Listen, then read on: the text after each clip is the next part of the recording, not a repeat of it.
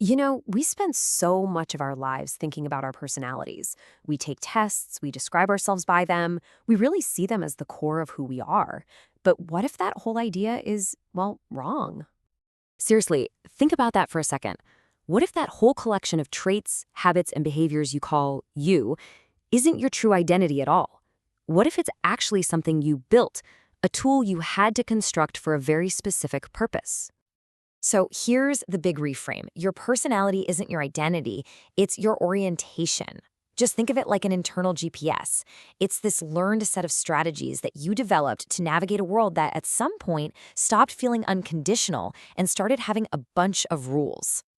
All right, so if we've got this internal GPS, where did it come from? How did it get built in the first place?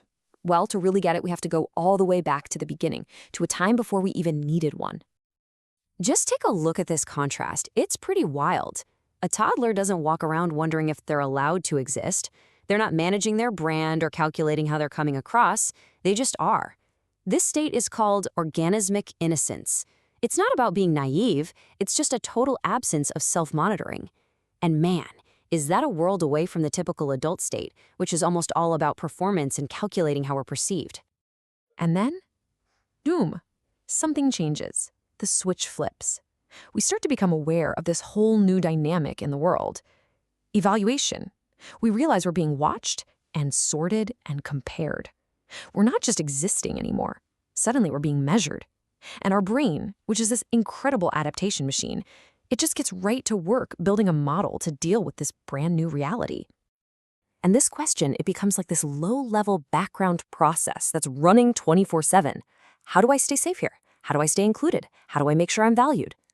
The navigation system that we end up calling our personality is really just the brain's answer to this fundamental survival question. It's a whole set of strategies designed to make sure we stay safe, connected, and valued by our tribe. Okay, so if personality is a navigation system, what are its main operational modes? It turns out there are two core strategies, and they're not really what we think of as motions. They're more like orientations. So you've got shame mode and pride mode. Shame mode is all about minimizing. Its internal logic is don't attract attention, don't risk rejection, just make yourself small. It's basically a submission display, kind of like a dove. Pride mode is the total opposite. It's a domination strategy. Its logic is control how everyone sees you, stay above it all. That's the hawk's dominance display. But here's the key thing. Look at what they have in common. The focus is identical. It's all about managing your position in a social hierarchy. And this is so crucial. Internally, shame and pride feel worlds apart, right? But structurally, they're doing the exact same thing. Whether you're collapsing inward to appease somebody or puffing your chest out to dominate, both are distortions. They're strategies that keep you glued to a map of social threats instead of just engaging with what's actually in front of you. They are two sides of the very same coin. But of course, right, we don't build these systems from scratch in a vacuum. Society is right there, providing us with these preloaded maps and default routes that have a huge say in which strategies we end up using. And it pretty much works like this. First, there's this invisible social contract that sets the rules of the game. Then, society offers up these preset routes. And gender is a perfect example. Masculinity is often routed toward pride mode, expand, dominate. Femininity is often routed toward shame mode, accommodate, appease. And here's the really tricky part. If your actual internal reality doesn't fit the route you've been assigned, the system doesn't question the route. No, it flags you as the error.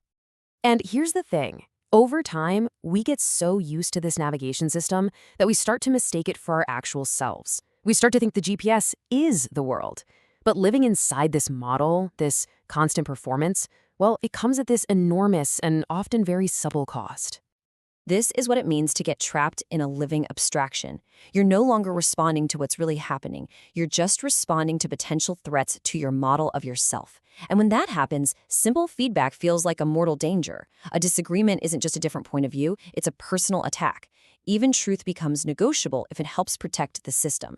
This ultimately creates what's called an identity disability. You're literally unable to function authentically because you're just so busy managing the performance. Okay, so if this whole system is so costly, how on earth do you get out of it? The answer is, well, it's incredibly counterintuitive. It's not about getting a better personality or upgrading your internal software. It's about deactivating the entire system.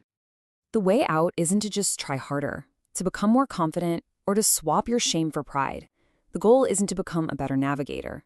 The real exit is realizing you were never actually in danger to begin with. It's seeing that the system's core belief, that your existence is conditional and that you have to justify it, is just fundamentally false. Now, there's a fancy term for this whole process: epistemological repair. I know, it sounds super complex, right? But it's actually simple. Epistemology is just the study of how we know what we know. So this repair is all about correcting a fundamental error in what you think you know about yourself. It's that light bulb moment when you realize you don't actually need a complex performance to earn your right to be here. And when that false assumption just dissolves, something really remarkable happens. You don't suddenly become some perfect, enlightened version of yourself. You just become unthreatened by reality. Feedback is no longer a danger, it's just information. Mistakes are just events, not verdicts on your worth. Other people stop being mirrors you use to check your reflection, and they become actual people you can connect with. And that noisy navigation system, it finally goes quiet, not because it's broken, but because it's simply not needed anymore. So that leaves us with this final, really powerful question. If you weren't constantly managing your position and optimizing your image and navigating toward approval or away from rejection, what would be left? That remainder, that ability to just meet reality without a filter, that, this framework suggests, might just be the only part of you that was never constructed in the first place.